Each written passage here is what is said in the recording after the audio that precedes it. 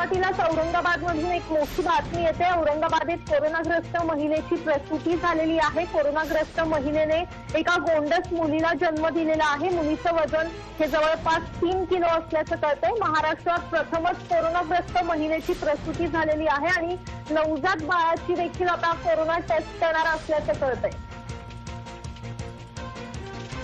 या क्षणाची मोठी बातमी आपण पाहतोय। औरंगाबादमध्ये कोरोनाग्रस्त महिलेची प्रसूती करण्यात आलेली आहे। कोरोनाग्रस्त महिलेने एका गोंडस मुलीला जन्म दिला असल्याचं कळतंय।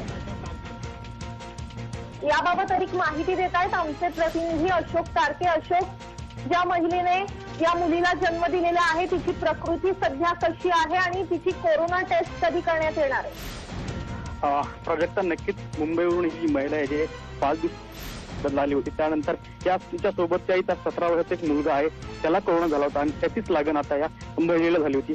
3 दिवसापूर्वी या महिलेचा रिपोर्ट जो तो पॉझिटिव्ह आला आणि आज या महिलेची प्रसूती औरंगाबादमध्ये झालेली आहे। एकंदरीत पाहिलं तर बाळाची ही तब्येत चांगली आहे आणि या मुलीची आईची तब्येत चांगली आहे। एकूणच सगळी प्रसूती सध्या आटोक्यात आहे असं म्हणता येईल।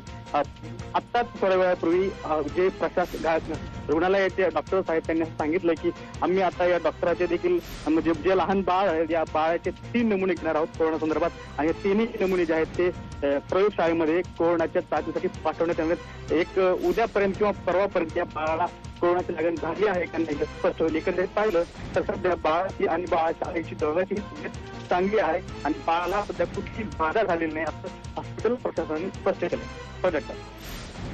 नक्कीच अशोक, धन्यवाद या सविस्तर माहितीसाठी।